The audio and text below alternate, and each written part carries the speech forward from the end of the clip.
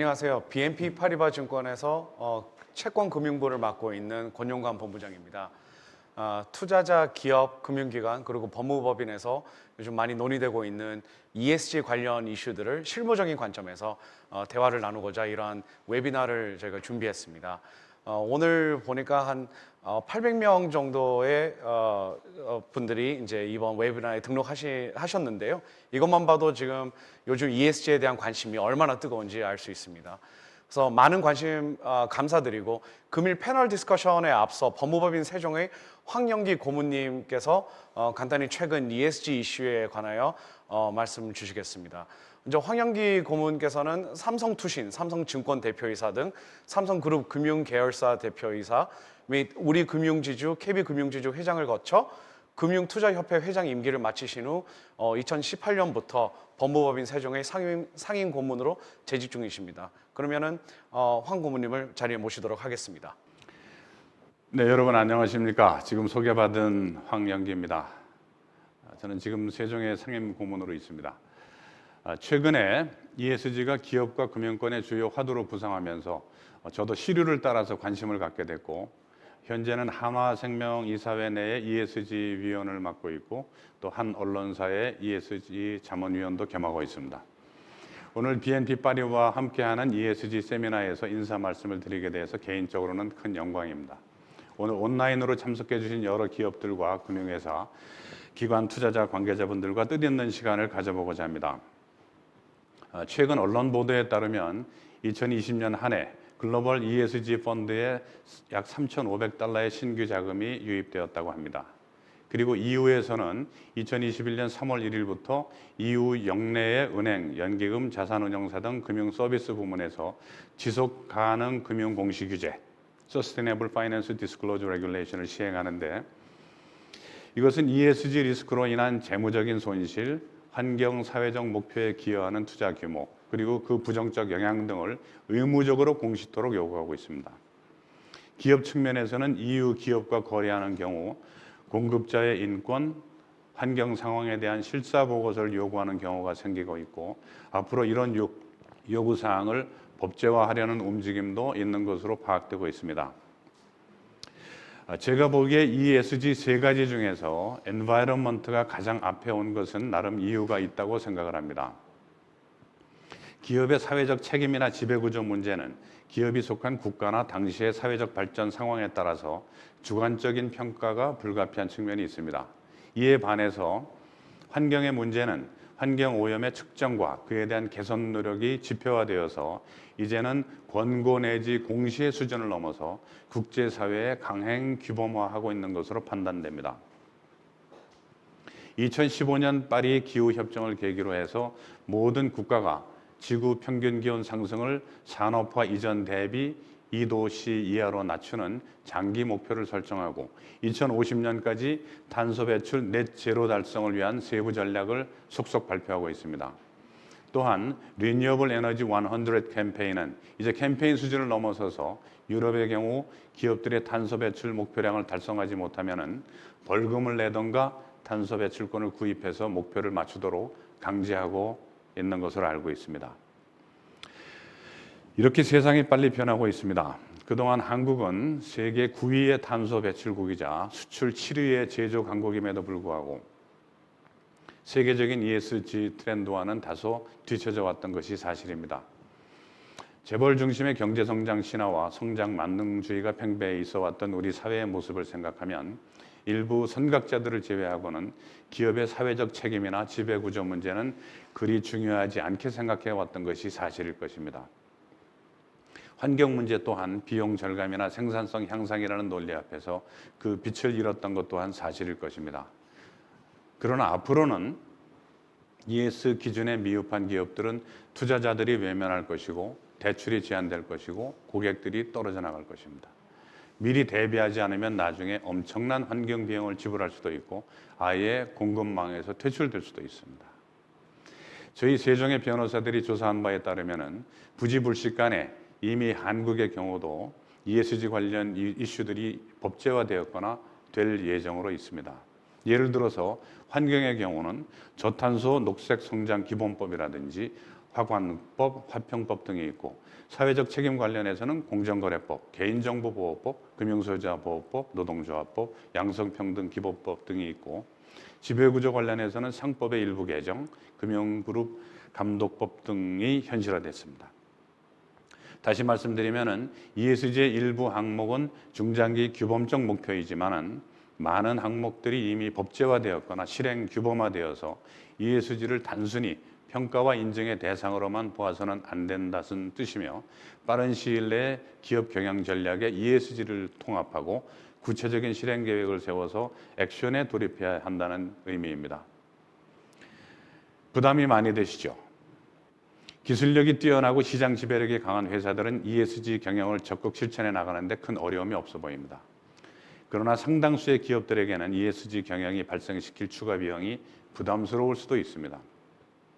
심지어 프랑스의 유명한 식품기업 다농처럼 ESG 경영에 너무 집착하다가 기업 가치가 훼손되어서 CEO가 해임된 사례까지 있습니다. ESG 경영이 장기적으로 기업 가치를 제고시킬 것이라는 데 대해서는 큰 이견은 없지만 단기, 중기적으로 기업의 실적에 부담을 줄 경우 이 두 가지 목표를 어떻게 조화시켜 나갈 것인가, 그리고 투자자들을 어떻게 이해시켜 나갈 것인가에 대한 논의가 앞으로 활발해지리라고 저는 예상합니다. 오늘 참석해 주신 여러분들은 세계적 기관 투자인 KIC가 어떻게 ESG를 투자에 적용하고 있는지 듣게 되실 것입니다. 세계에서 가장 경쟁력이 있는 철강사에 11년 연속 선정된 포스코로부터 고탄소 배출 산업에 속한 철강회사가 어떻게 대응하고 있는지도 들으시게 될 것입니다. 그리고 최근 국제금융시장의 핫 이슈인 그린 인베스팅의 최근 동향에 대해서 유럽의 대표적인 금융회사 BNP 파리바로부터 들으시겠습니다. 말씀드렸지만은 ESG는 일시적 유행이나 선언적 권고사항이 아니라 우리 시대를 상당 기간 지배할 뉴 패러다임이라고 저는 생각합니다. 저희 세종의 ESG 팀이 만든 ESG 가이드라인에는 최고 경영자의 ESG 경영 실천 의지에 높은 점수가 배정되어 있습니다. 모쪼록 여러분들의 회사가 ESG 경영의 리더로 도약하시는데 오늘의 시간이 도움이 되시기를 바라면서 인사 말씀 마치겠습니다. 경청해 주셔서 감사합니다. 황영희 고문님, 최근 ESG 이슈를 망라하는 훌륭한 모두 발언 감사드립니다. 이어서 투자자, 기업, 금융기관, 법무법인에서 ESG 실무를 담당하고 계시는 패널을 모시고 최근 많은 관심을 일으키고 있는 ESG 이슈에 관하여 토론을 이어가 보도록 하겠습니다. 저희 대화를 시작하기에 앞서 간단히 소개를 드리도록 하겠습니다. 먼저 저는 법무법인 세종에서 ESG 업무를 담당하고 있는 송수영 변호사입니다. 다음으로 한국투자공사에서 ESG 책임 투자 전략을 2017년 최초 입안하고 추진하고 계시는 운용전략본부 투자기획실 최진석 부장님을 모셨습니다. 그 옆자리에 포스코 기업시민실 ESG 그룹 리더이신 이지선 팀장님 함께 자리하셨습니다. 마지막으로 앞서 인사하신 2017년부터 기업, 금융, 공기업 등을 포함하여 다수의 글로벌 ESG 본드 발행을 담당하고 계시는 BNP 파리바 증권의 권용관 본부장님께서 토론에 함께 참여하시겠습니다. 최근 ESG에 대한 관심으로 다들 많이 바쁘실 것 같은데 이렇게 시간 내주셔서 감사합니다. 먼저 가까이 앉아 계신 KIC 최진석 부장님께 저희 토론의 시작을 부탁드려야 할 것 같은데요. 대한민국에서 ESG 관련하여 지속금융 관련 논의가 활발하게 진행되고 있기는 하지만 국내의 경우에 국민연금을 비롯한 연기금 그리고 여기에 자리하신 KIC가 책임 투자를 리드하고 있다고 보아도 과언이 아닌데요. 투자자를 대표해서 자본시장에서의 ESG 투자 시장 규모 내진 현황, ESG 투자에 대한 수익률에 관하여 간단히 설명을 부탁드리겠습니다. 특히 ESG 투자의 수익률에 관하여는 여러 논의들이 있어서 이 부분에 그 웨비나 참석하신 분들의 관심들이 많으실 것 같습니다. 2020년 4분기 기준 ESG 공모펀드나 ETF는 ESG 투자 자산 규모로 1.6 트릴리언 규모였습니다. 하나로는 1,863조 원 수준이었습니다. 코로나 사태에 따른 매도 국면에서 자산 가치가 마이너스 12% 정도 감소했으나 일반 펀드 대비 낮은 감소폭을 기록하면서 위기 상황 속에서 다소 견조한 모습을 보였습니다. 순유출입 측면에서 전체 글로벌 펀드에서 투자자 투자 자금이 순유출을 기록한 반면 ESG 펀드들은 순유입을 기록하는 모습을 보여줬습니다. 기관 투자자 자금 측면에서는 좀 더 많은데요. 투자 의사결정에서 ESG를 고려하는 자금 규모가 2018년에 31트릴리언으로 추정되며 올해 말 약 45트릴리언까지 증가할 것으로 보입니다. 이는 뭐 절대 금액이긴 하지만 추세적 의미로 굉장히 증가하고 있는 것은 저희가 확인할 수 있습니다. 지역별로는 아무래도 먼저 시작했던 유럽계 자금이 ESG 투자 자금에서 가장 높은 비중을 차지하고 있는데 최근에는 북미나 아시아계 자금이 유입되면서 유럽계 비중이 감소하고 지역별로 다변화되는 모습을 보여주고 있습니다. 자산별 분포로는 2018년 기준 약 51%의 자금이 주식에 투자 중이나 그린본드 시장이 크게 성장하고 있고 부동산과 인프라 같은 실물 자산에서 E나 S를 바탕으로 하는 투자들이 증가하면서 자산군별로도 점차 다변화되는 모습을 보여주고 있습니다. ESG 전략으로 봤을 때 특정 섹터나 기업을 배제하는 네거티브 스크리닝이 가장 유망했으나 최근에는 ESG 인테그레이션의 투자 전략의 투자 규모가 크게 증가하고 있습니다. 특히 과거에 유명했던 국제 규범에 의거한 투자 대상을 스크리닝하는 노움 베이스드 스크리닝은 오히려 감소하는 모습을 보여줬습니다. 이는 신규로 시작하는 북미 지역과 아시아 지역에서 상대적으로 최신 전략이며 최신 전략인 ESG 인테그레이션이나 임팩트 인베스팅이 확산되는 그런 추세에 따른 것으로 보입니다. ESG 투자 시장이 성장하며 지역 자산군 전략별 다변화되는 모습을 보이면서 투자자, 규제 당국, 기업의 책임 투자에 대한 인식과 행동의 변화가 ESG 투자의 가장 중요한 드라이버라고 볼 수 있습니다. ESG와 투자 성과 간의 양의 상관관계를 나타낸다는 연구 결과는 굉장히 많은데 최근에 실질적으로 여러 펀드들을 검토해서 개량화한 결과 특히 글로벌 그리고 미국에서 일반 펀드 대비 아웃퍼폼하는 모습들을 전체적으로 보여주고 있습니다. ESG가 초반부터 확산됐던 유럽 같은 경우에도 최근에 보다 그 일반 인덱스 대비 아웃퍼폼하는 모습을 볼 수 있습니다. 약 200bp에서 500bp 정도 평균적으로 상회하는 모습인데요. 굉장히 큰 차이라고 보여줄 수 있습니다. 21년 들어 ESG 전략의 성과가 단기 하락세를 시현해서 많은 논란이 있었습니다. 특히 ESG 일부 인덱스들이 일반 인덱스를 언더퍼폼을 했기 때문에 뭐 ESG가 이제 끝난 것 아니냐, 버블이 터진 것 아니냐 이런 논란이 국제적으로 많이 진행됐습니다. 하지만 당시 이제 블랙락이나 다른 ESG 투자 기관들이 이건 단기적인 현상이고 장기적으로는 ESG 이슈가 여전히 살아있기 때문에 그 중장기적으로 계속 이제 성과의 아웃퍼폼이 지속될 것이다라는 의견이 많았고요. 3월 들어 역시 상황이 반전되었습니다. ESG 기존 투자가 대형주, 성장주 그리고 퀄리티 팩터에 가까운 경향이 있다라고 어떤 성과를 설명을 했다라면 그 최근 성과는 이런 것들도 오히려 다른 설명을 보여주고 있습니다. 3월 26일까지 봤을 때 ESG 인덱스 의 66%가 일반 벤치마크 대비 YTD 기준으로 아웃퍼폼한 것을 확인할 수 있습니다. 베어마켓, 불마켓 모두에서 의미 있는 성과를 보여주었다고도 평가할 수 있습니다. 이는 현재 ESG 버블이라는 비판 속에서도 바이든 행정부의 새로운 정책 그리고 올해 11월에 있을 COP26을 감안하면 ESG 테마는 아직 시작에 불과하다라고도 전망할 수 있는 부분입니다. 최근 ESG 투자 수익률을 포함해서 ESG 투자 현황 관련한 의미 있는 정보 공유 감사드립니다. KRC 관련 최근 언론 보도자료를 좀 살펴보니 KRC 사장님께서 언론사와의 인터뷰에서 투자 과정에서 모든 기업의 ESG 등급을 감안하고 있으며 ESG 정책을 고려해서 직접 투자 및 운용사 선정도 진행하고 있다고 밝히신 바가 있는데요. KIC에서 직접 투자 및 위탁 운용사 선정 시 운용사의 ESG 정책을 고려한다는 코멘트 관련해서 구체적으로 어떤 점을 주로 고려하는지에 대해서 웹이나 등록하신 운용사분들께서 많이 관심 있어 하실 것 같습니다. 이 부분에 대해서 한 말씀 부탁드리겠습니다. 우선 국부펀드인 KRC 홍보를 간단히 해야 될 것 같습니다. KRC는 국내 기관 투자자 중 최초로 모든 투자 자산군과 투자 전략에서 ESG를 고려하는 ESG 인테그레이션을 구축했습니다. 주식과 채권 같은 전통 자산에 대해서는 ESG 트렌드 및 하위 평가 기업의 분석을 통해 대상 기업을 선정하고 투자 비중을 제한하는 ESG 특별 기업 와치리스트를 운영하고 있고 역시 작년 기준으로 높은 성과 수익률을 보여줬습니다. 그리고 위탁운영 선정 시에도 ESG 수준을 평가해서 가산점을 부여하고 있습니다. 부동산 인프라 사모펀드, 헤지펀드 등 대체 자산에 투자할 때도 ESG 리뷰를 진행하고 이 리뷰 결과를 투자위원회에 상정하는 등 다양한 측면에서 ESG 투자 의사결정을 도입하고 있습니다.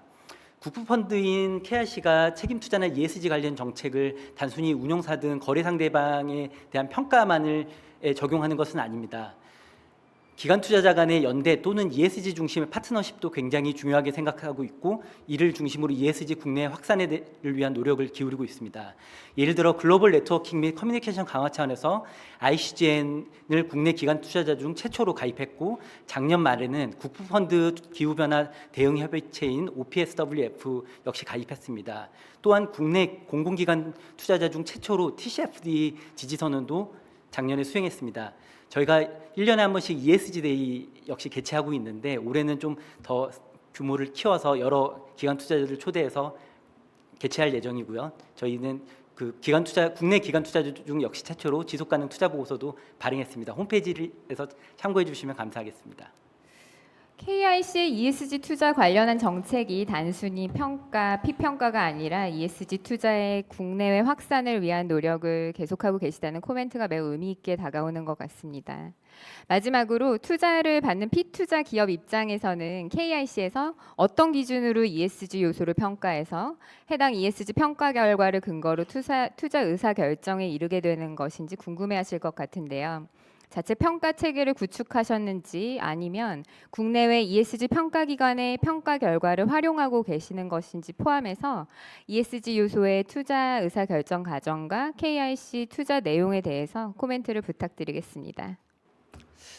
우선 재작년 MIT에서 발표한 논문에 따르면 상당히 유명하게 많이 논의되고 있는 논문인데 ESG 평가 기관 간 상관관계가 0.42에서 0.74 수준으로 신용평가가 0.9 이상임을 감안했을 때 비교적 낮게 나타난 그런 모습을 보여줍니다. 이는 ESG 평가가 여전히 논쟁적이라는 것을 보여주는데요.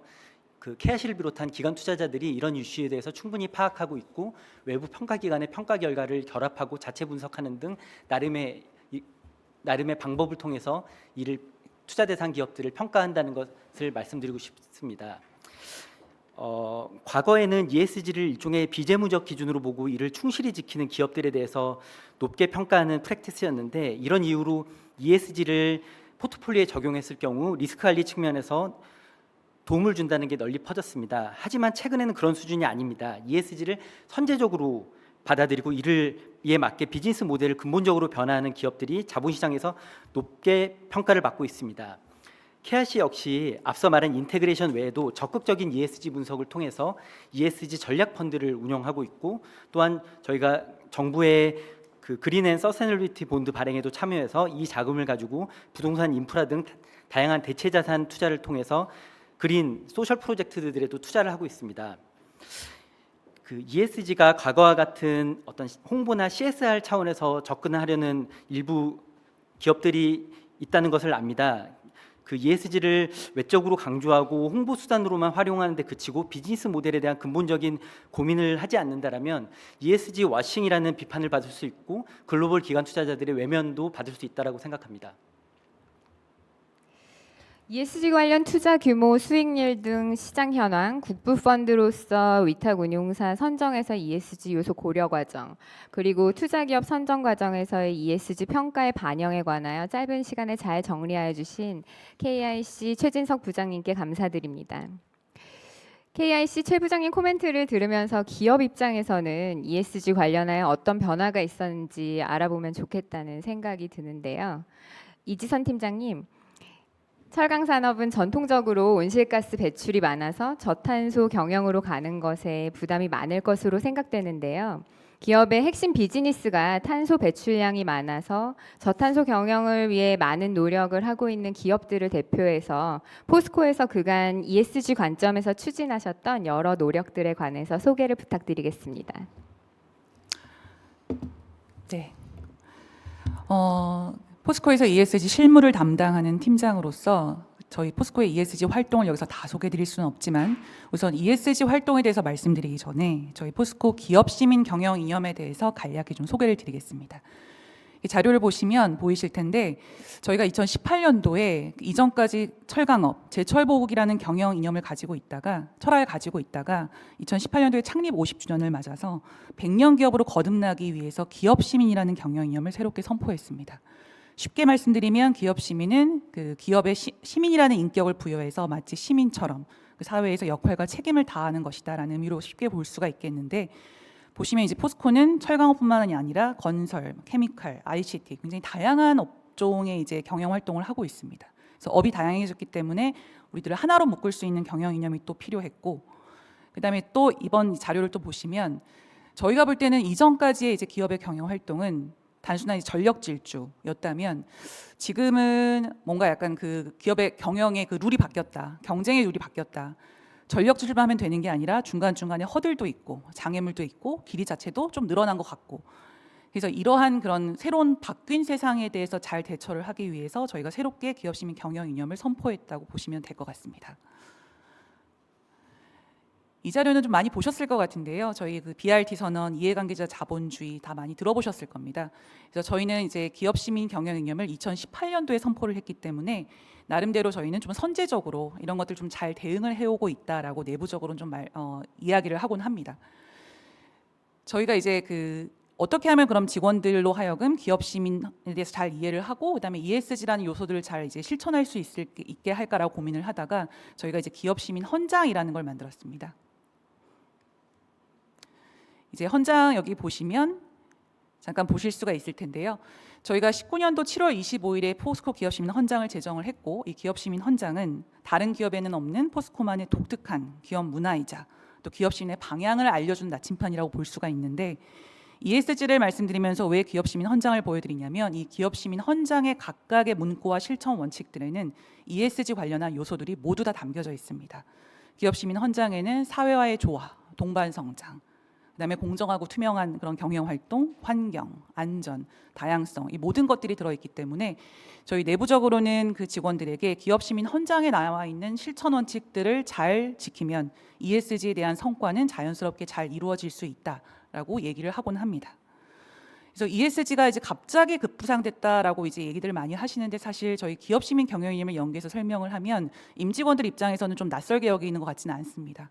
그래서 ESG가 아주 새롭고 이렇게 갑자기 튀어나온 개념이라기보다는 자연스럽게 업무와 일상에서 당연하게 여겼던 게 이제 ESG라는 어떤 포괄적인 용어로 재구성이 돼서 어떤 경영의 중요한 핵심 아젠다로 급부상했구나 이렇게 이해를 하고 있는 것 같습니다. 그래서 지금 저희가 이제 ESG 관련해서 그 직원들하고 내부적으로는 경영의 이런 요소들을 반영하기 위해서 활동을 하고 있고, 그다음에 이제 조직 차원에서는 저희가 작년 1월에 회장님 직속, 그러니까 CEO 직속 기업 시민실 산하에 ESG를 전담하는 ESG 그룹을 신설했습니다. 그리고 포스코뿐만 아니라 모든 그룹사에는 대표이사 직속으로 기업 시민을 담당하는 기업 시민 전담 조직이 있고 저희처럼 똑같이 이 기업 시민 전담 조직에서 ESG라는 기능을 또 맡게 되어 있습니다.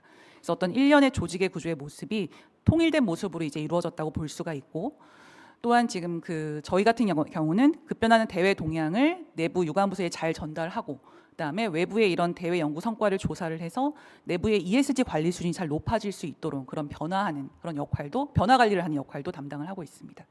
특히 이제 올해 같은 경우는 그 이사회 산하에 ESG 위원회를 신설했습니다. 그래서 최고 의사결정기구 차원에서 탄소 중립, 안전, 공급망 관리 등 ESG 이슈가 어떤 회사의 전략과 연계가 되고 중장기 목표나 투자 계획들을 최고 경영층에서 잘 심의하고 이제 관리할 수 있도록 그런 검토하는 역할을 지금 강화하고 있는 중입니다. 그래서 저희는 기업 시민이라는 큰 우산 아래서 ESG 또 이제 바깥에서 들어오는 많은 어떤 다양한 트렌드나 이슈들을 잘 대응을 해 나가고 있다라고 생각을 하고 있습니다. 그 질문에서도 이렇게 말씀해 주셨던 그런 그 ESG 주요 활동 중에 아무래도 지금 가장 중요한 거는 그 기후 변화 대응일 겁니다. 저희 철강업계 같은 경우도 결코 여기서 자유로울 수 없는 그런 이제 업종의 숙명 같은 그런 것이라고 할 수가 있겠는데요. 지금 자료에서 보시면 뭐 2050년까지 2도씨보다 더 낮은 수준으로 1.5도씨에 대한 그 전략을 세워라 이런 얘기도 나오고 있고 마찬가지로 뭐 TCFD, 아리백 굉장히 많은 이니셔티브를 등장하면서 이 기후 변화 대응에 대한 문제는 전 글로벌 차원의 어떤 이슈, 같이 공동으로 해결을 해야 되는 그런 문제라고 지금 이제 공동으로 이제 그 생각을 하고 있는 그런 단계인 것 같습니다. 그래서 저희 같은 경우도 그 블랙락 같은 데서 철강사의 서한을 보내서 TCFD에 기반해서 이행 전략 목표를 좀 공개를 해라. 그리고 어떤 저희 투자자들은 계속 저희에게 이제 요청을 하는 거죠. 정보 같은 것들을 어떻게 너희가 탄소 배출을 줄일 거냐. 기업 입장에서 이 탄소 배출을 줄이고 이 저탄소 사회로 경제가 이제 전환하는 이 시점에 있어서 어떤 전략들을 가지고 있는지를 계속 문의를 해오고 있습니다. 특히나 저희 내부적으로는 자료에서 보시면 저희가 이해관계자가 이제 이전과는 달리 굉장히 다양한 이해관계자를 가지고 있다라고 생각을 하고 있는데 국제사회, 정부 그리고 투자자, 마찬가지로 저희 고객사들이 있습니다. 자동차나 에너지 등의 이런 산업계 차원에서도 탄소 중립을 추구하는 움직임이 강화가 되면서 저희 고객사들도 이왕이면은 탄소 배출이 좀 덜한 철강 제품 그리고 장기적으로는 탄소 중립, 그리고 재생에너지로만 만든 그런 철강만을 사용할 건데 어떻게 하면 이것들을 조달할 수 있는지에 대해서 같이 논의를 하자라고 계속 커뮤니케이션을 시도해주고 있기 때문에 이런 상황에서 저희가 기존의 방식을 고수한다는 것은 아마 시장에서 도태되는 것일 것이다. 그리고 제가 앞서 말씀드렸던 것처럼 저희 포스코는 기업 시민을 선포한 회사다. 기업 시민이라는 것은 100년 기업으로 가기 위한 어떤 지향점이다. 기업 시민에는 분명한 원칙이 들어 있습니다. 사회와의 조화를 통해서 성장하고 영속하겠다. 기업 시민을 선포한 회사가 이런 탄소 중립이라는 글로벌 차원의 문제에 대해서 해결에 동참하지 않고 외면한다. 이거는 말이 안 된다. 그래서 저희는 굉장히 진정성 있게 탄소 중립을 심각하게 바라보고 있습니다. 그래서 기후 변화 대응은 사실은 미래의 문제가 아니라 굉장히 2050년 탄소 중립을 얘기를 하면 먼 미래처럼 보이지만 지금부터 해결해야 될 이슈가 아닌가 이렇게 저희가 생각을 하고 있습니다. 그래서 그런 차원에서 저희는 작년 12월에 영문으로 된 그 TCFD에 기반한 기후 행동 보고서를 발간을 했고 그거에 맞춰서 2050년까지 탄소 중립을 하겠다. 그리고 중장기적으로는 2030년까지는 20% 감축, 그리고 2040년까지는 50% 감축. 이렇게 중장기적인 로드맵을 먼저 세우고 그 사이사이에 어떤 단기적인 계획들 어떻게 실현을 할 건지 이런 것들은 지금 내부적으로 이제 열심히 논의 중에 있습니다. 그래서 마지막으로 잠깐만 좀 저희 업의 특성을 말씀을 드리면 저희 포스코가 탄소 배출에 대해서는 정말 자유롭지가 않습니다. 우리나라 대한민국이 굉장히 큰 비중을 탄소 배출량의 큰 비중을 저희가 차지를 하고 있는데 현재 철강을 만드는 과정을 그냥 간략히 말씀을 드리면 그 철하고 산소가 결합된 철광석에서 이제 산소를 떼내야 됩니다. 그래서 그런 것들을 이제 환원제, 산소를 떼기 위해서 석탄을 쓰기 때문에 철 자체는 굉장히 그 리사이클이 무제한으로 가능한 굉장히 자연 친화적인 친환경적인 그 소재라고 저희는 보는데 근데 이 산소를 떼는 과정에서 석탄을 쓰기 때문에 불가피하게 이런 탄소가 배출이 되고 있다라고 보고 있습니다.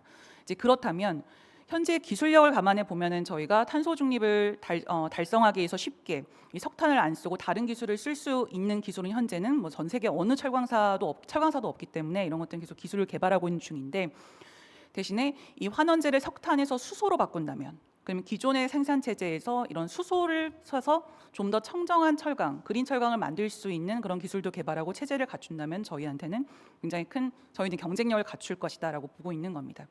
그래서 탄소 중립, 철강 산업에 있어서의 탄소 중립은 사실은 아직 누구도 가보지 않은 길이기는 합니다. 그래서 비용도 굉장히 많이 들 수 있고 이 길이 맞는지 확신을 할 수도 없습니다.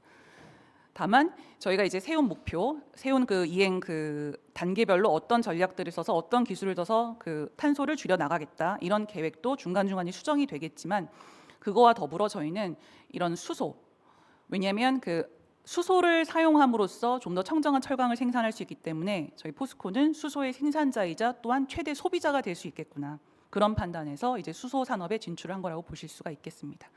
그래서 수백만 톤의 그린 수소가 필요할 텐데 경제적이고 안정적인 그린 수소를 확보하는 게 이제 무엇보다 저희한테 굉장히 중요한 이슈가 될 거라고 생각을 하고 있습니다. 그래서 수소에 앞서서 진출한 2차 전지 소재 사업 이런 것들이 다 연관되어 있는 저희의 비즈니스라고 보시면 될 것 같습니다.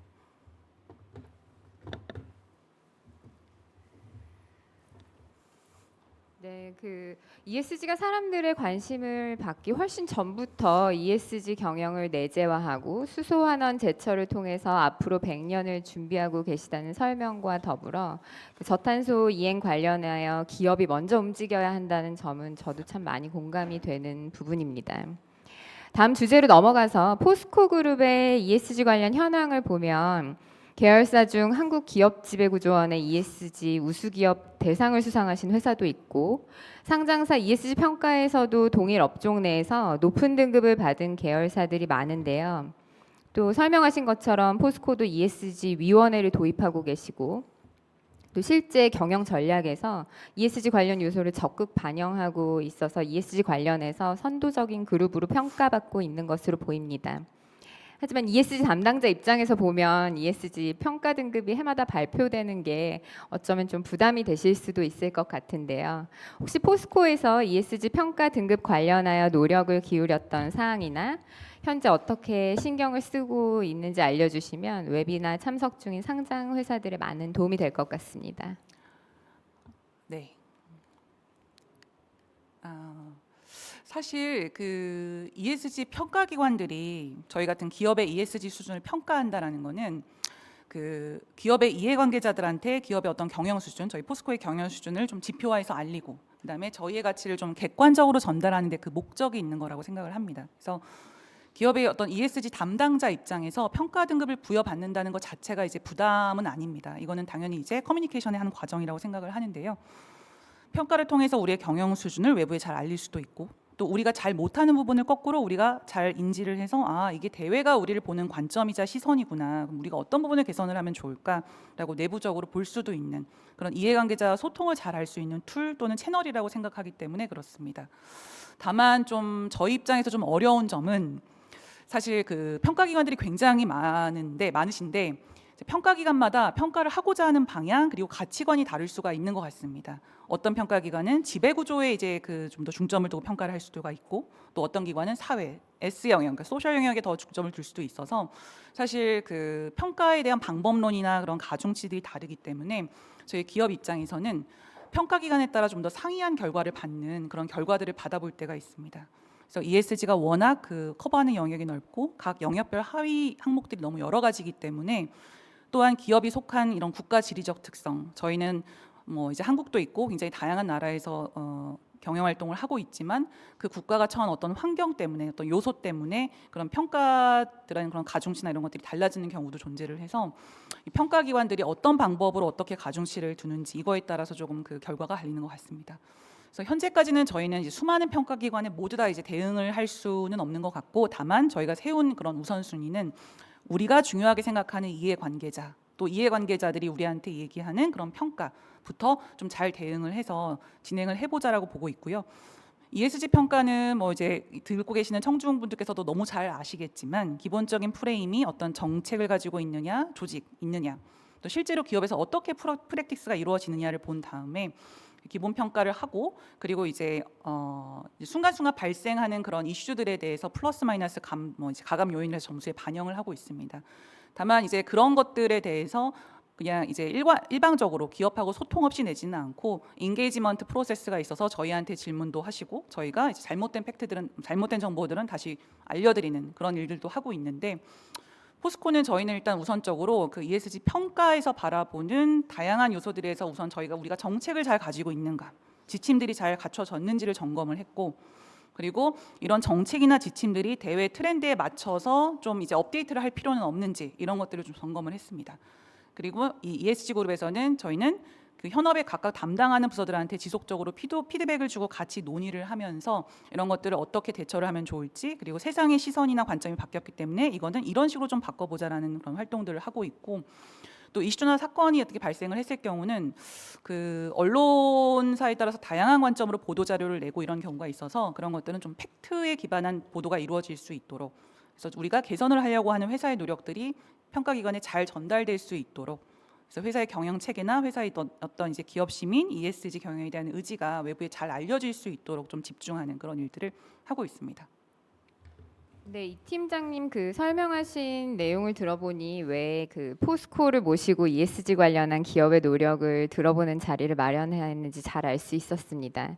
다음으로 포스코는 2019년 전 세계 철강회사 최초로 5억 달러 규모의 지속가능 채권을 발행한 바 있는데요. 또 그 이후에도 계열사인 포스코 인터내셔널, 포스코 건설에서 적극적으로 ESG 채권 발행을 통해 자금을 조달해 오고 있는 것으로 알고 있습니다. 또 앞서 말씀 주신 저탄소 제철 공정 개발, 수소환원 제철 등 포스코의 공정 변경을 위해서는 앞으로도 막대한 자금이 필요로 할 것 같습니다.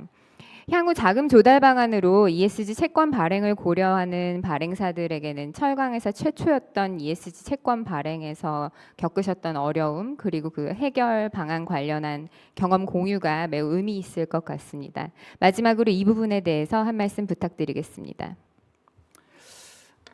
네. 이거는 자료 없이 제가 말로 한번 말씀을 드려보겠습니다. 사실 제가 이제 듣기로는 저희 회사에서 외환사채 발행을 준비할 때 지금 저를 초대해 주신 우리 BNP 파리바에서 큰 도움을 주셨다고 들었는데요.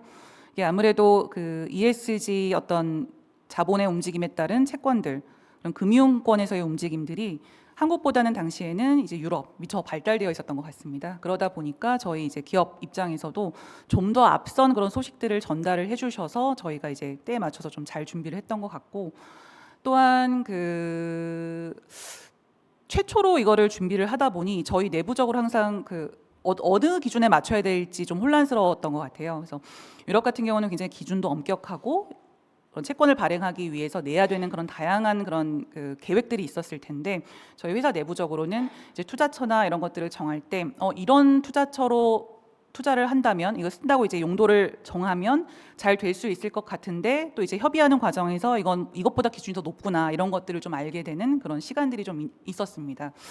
또 한편으로는 그런 시행착오나 그런 경험들이 어떻게 보면 저희 포스코 내부에는 또 어떤 역량으로 축적이 된 거라고 볼 수도 있고, 결국은 이런 ESG 관련한 그런 자본의 움직임들은 그린, 녹색 이쪽 방향으로 움직이게 될 것이기 때문에 저희 입장에서는 그 채권을 발행했던 처음에 그런 어려움들이 있었음에도 불구하고 역량을 가지고 좀 더 앞으로는 더 잘 대응할 수 있는 그런 기회가 됐던 것 같습니다.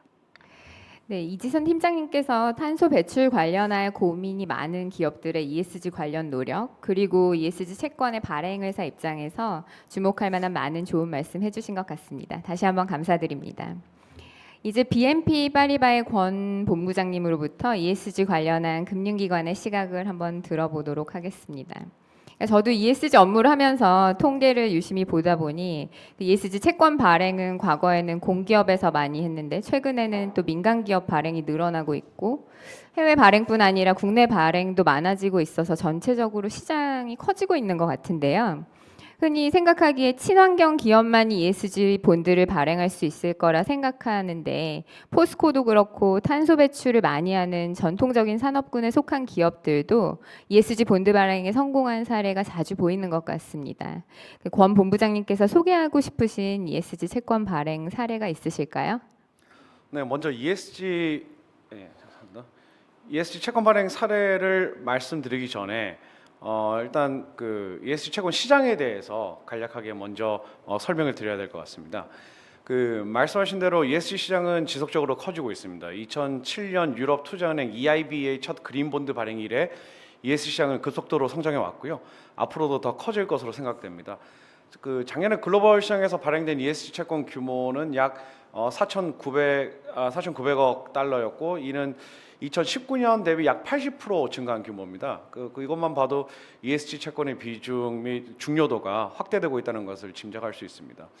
그래서 아직까지 정부 관련 자료에서 보시면 아시겠지만은 아직까지 정부 관련 기관들의 발행물이 2020년 기준으로 발행물 전체의 54%를 차지하고 있습니다. 하지만 민간 기업 발행도 2018년에 전체 발행 비중이 24%를 차지하던 것이 20년에는 30%로 증가했고, 절대적인 발행 물량도 많이 증가했습니다. 그래서 이처럼 민간 기업 발행도 활발하게 이루어지고 있는 것은 아무래도 투자자들이 ESG에 대한 그 관심을 중점을 더 많이 두고, 그리고 최근 기업들이 조달하는 데 있어서 금리에서 이제 조금씩 어드밴티지가 보이기 시작하면서 이게 많이 증가했다고 판단을 하고 있습니다. 그래서 ESG 채권 시장 초기에는 대부분 그린 본드가 발행됐었습니다. 하지만 지금은 뭐 그린 본드 이외에도 그 사회 채권인 소셜 본드, 그리고 그린 본드와 소셜 본드 특징을 같이 포함하고 있는 지속 가능 채권, 서스테너빌리티 본드, 그리고 지속 가능 연계 채권이라고 불리는 이제 서스테너빌리티 링크드 본드 또는 SLB 등의 발행 형태가 많이 다양해졌고 앞으로도 더 많은 종류의 이러한 그 채권 형태가 나올 걸로 예상하고 있습니다. 근데 이렇게 최근 종류가 다양해진 배경에는 여러 가지 이유가 있겠지만은 전통 산업 기업들이 ESG 자금 조달을 하시는데 어느 정도 이런 그 ESG 채권 종류가 증가하는데 좀 영향을 미쳤다고 생각하고 있습니다. 그러니까 ESG 채권을 발행할 때 발행사들은 주로 ESG 본드 프레임워크를 작성하고 외부 인증기관 또는 SPO의 인증을 통해서 그 자금 사용처에 대해 공개를 해왔습니다. 투자자들 또한 특정 ESG 채권으로 조달되는 자금 사용처에 대해 주로 포커스해 왔습니다. 하지만 최근 해외 투자자들 사이에서 조금의 변화가 나타나기 시작했는데요. 뭐 물론 여전히 채권의 자금 사용처가 중요한 부분이지만 최근에는 보다 많은 투자자들이 그 특정 ESG 채권의 자격에 국한되지 않고 회사의 전반적인 ESG 전략을 큰 그림에서 평가하기 시작했습니다. 그래서 심지어는 그 최근에 한 영국에 있는 그 ESG 투자자가 한 말이 있습니다. 뭐라고 했냐면 우리는 채권이 그린이라서 투자하는 것이 아니라 회사가 그린이기 때문에 투자한다라고 말했었습니다. 그래서 일부 투자자들은 예를 들어 어떤 회사가 그린 본드를 발행하는데 이 채권으로 그린 프로젝트만 사용하겠다 하더라도 회사 자체가 ESG에 역행하는 행위를 하고 전체 ESG 전략이 구체적이지 않거나 환경을 개선하는 데 충분하지 않을 경우에는 이 채권은 그린워싱이 될 위험이 있다고 판단할 수 있습니다.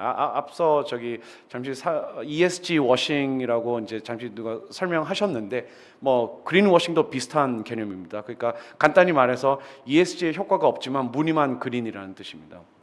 예를 들어 어떤 회사가 신재생 에너지에 투자를 위해 자금 조달을 하기 위해서 그린 본드를 발행했는데 이와 동시에 화석 연료에도 투자를 동시에 하고 오히려 회사를 전체로 봤을 때 탄소 풋프린트가 증가할 경우에는 투자자들은 이것이 그린워싱이다라고 이제 지적할 수도 있다는 겁니다. 그러니까 즉 시장에서는 채권의 ESG 라벨만 보고 더 이상 투자하지 않겠다라는 견해가 점점 늘어나고 있습니다.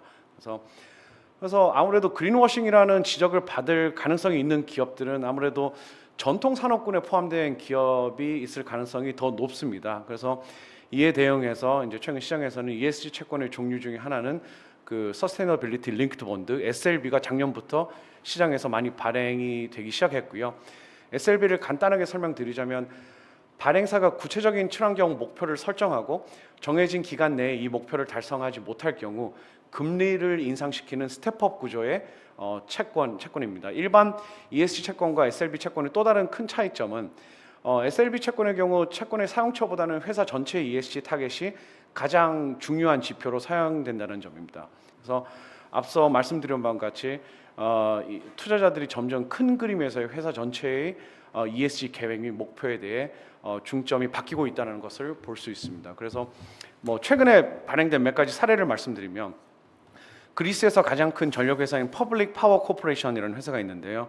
이 회사가 올해 6억 5천만 유로 SLB 채권을 발행했습니다. 이 채권의 ESG 타겟, 그 SLB에서는 보통 ESG 타겟을 그 SPT라고 부르는데요. 이거는 Sustainable Performance Target이라고 합니다. 그래서 이 채권의 SPT는 2020년까지 이산화탄소 배출량을 40% 절감하겠다는 것이고요. 이를 이행하지 못할 경우 채권 금리가 50bp 증가하는 구조입니다. 또 프랑스에서 알루미늄을 생산하는 컨스텔리움사는 올해 2월에 5억 달러 규모의 SLB를 발행했고 여기서는 두 가지 SPT를 설정했습니다. 하나는 2025년까지 온실가스 배출량을 25% 절감, 두 번째는 재활용 원자재의 사용 비중을 2026년까지 10% 증가. 이 두 가지 SPT를 제시를 했고요. 이를 달성하지 못할 경우 채권의 금리가 12.5bp 증가합니다. 그리고 마지막 그 사례로 작년에 남미 제지 회사인 그 수자노가 7억 5천만 달러 SLB를 발행했고 이 채권의 SBT는 2024년과 2025년의 평균 이산화탄소 배출량을 10% 이하로 줄이고 이를 이행 못할 경우 채권 금리가 25bp 인상되는 겁니다. 그래서 하지만 전통 산업이라고 해서 무조건 이러한 SLB만 발행할 수 있다는 말은 아닙니다. 최근 독일 이온사가 7억 5천만 유로, 미국 전기 및 가스 회사인 노던 스테이트 파워가 총 9억 달러 그린 본드, 그리고 자동차 회사인 도요타 및 다임러도 올해 그린 본드를 모두 성공적으로 발행했습니다. 다만 투자자들이 이제는 회사 전체 ESG 계획 및 이에 대한 이행 여부를 보다 세심히 들여다본다는 트렌드가 시작되었다고 말씀드릴 수 있습니다. 그래서 제 생각으로는 앞으로는 투자자들이 그 발행사들, 회사들의 구체적인 ESG 계획 및 ESG에 대한 어떤 정량적 평가를 기대할 수 있을 것으로 생각됩니다. 그린본드, 소셜본드, ESG 채권에 대한 설명은 물론 서스테이너빌리티 링크드 본드 그리고 ESG 채권 관련한 최신 트렌드에 대한 설명까지 감사드립니다.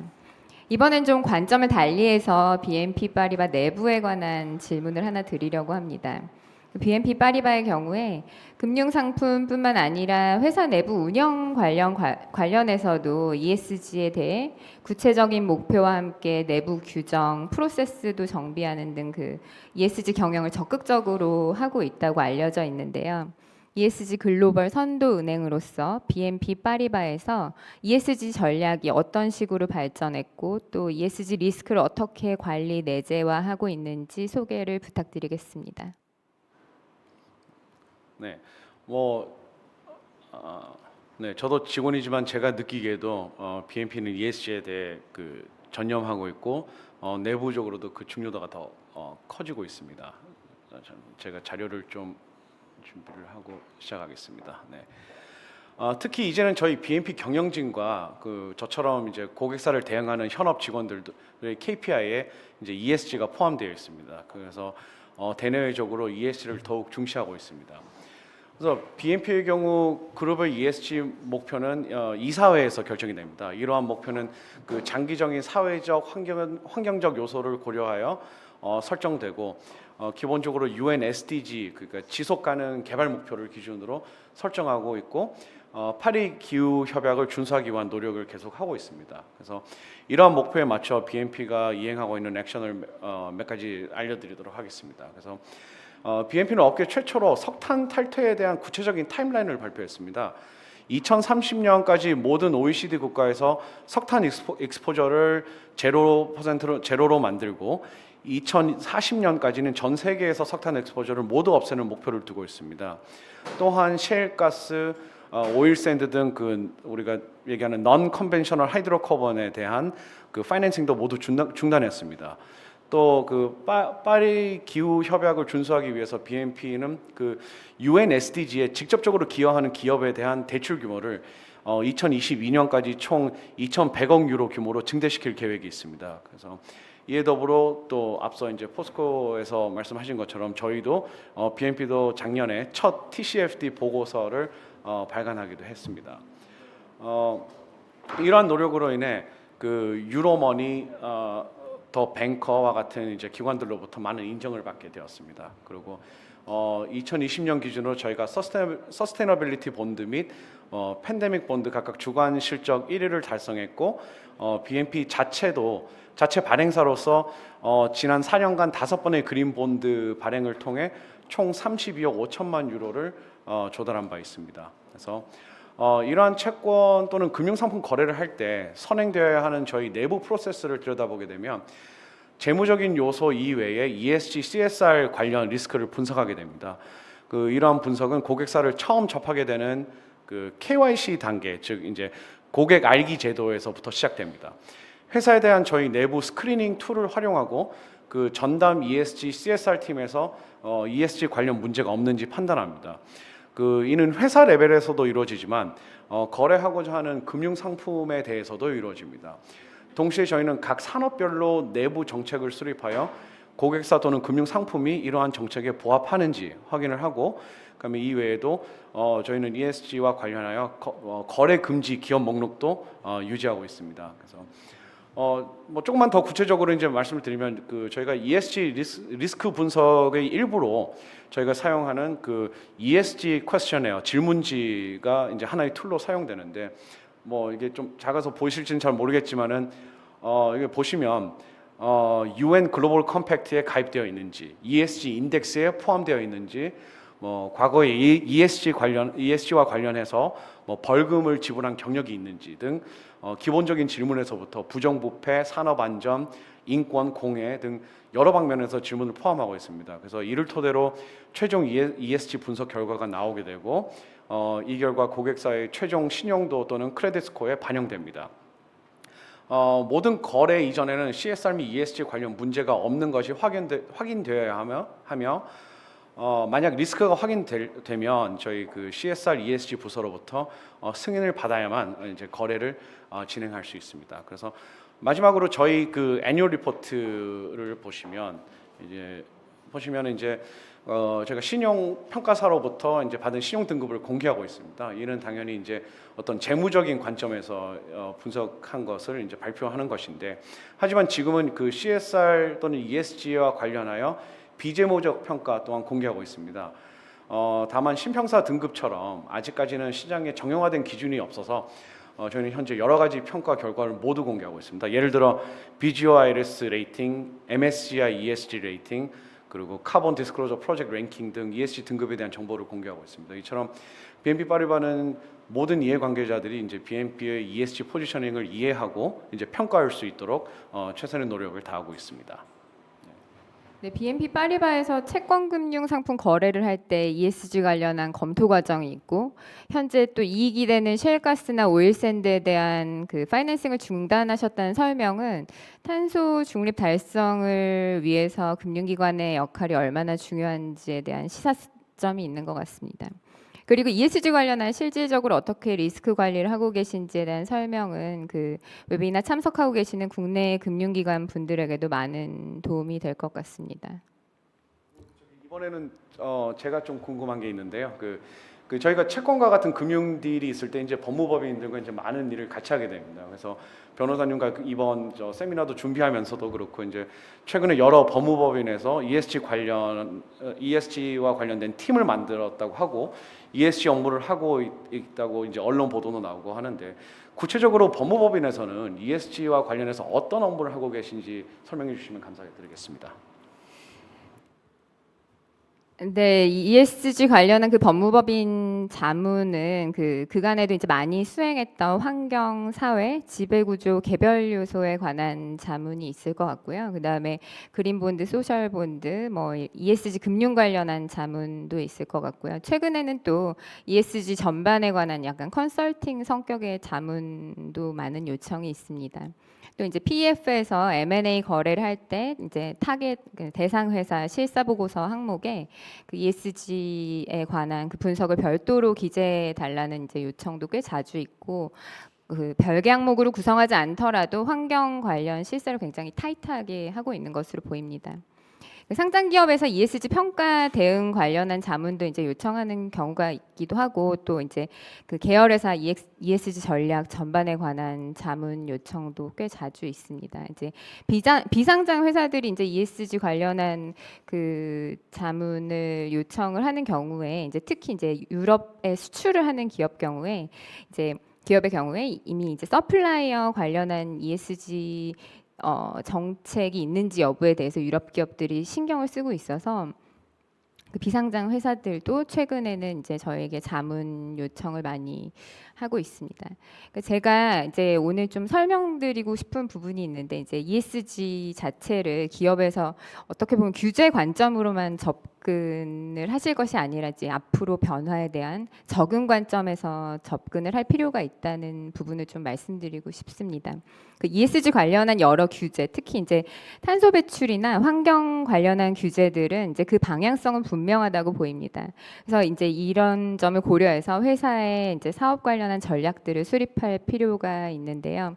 예컨대 이제 탄소 배출이 많은 사업 부분은 뭐 분할하여 매각한다거나 포스코처럼 이제 내부적으로 환경 친화적인 공정을 수립하는 노력을 기울이고 또 나아가서 이제 공정 개선에 기여할 수 있는 회사들을 적극적으로 이제 M&A 하는 방안도 이제 고려할 수 있다고 보이고요. 또 이와 같은 이제 노력들이 이미 정유회사, 철강회사, 자동차, 시멘트 관련 업종에서 많이 시작되고 있습니다. 또 이제 사업부 중에서 ESG 테마에 부합하는 사업은 이제 최근 이제 ESG 관련한 관심이 워낙 높아졌다 보니까 뭐 높은 밸류에이션에 이제 매각하는 것도 한번 고려해 볼 수 있는 것 같습니다.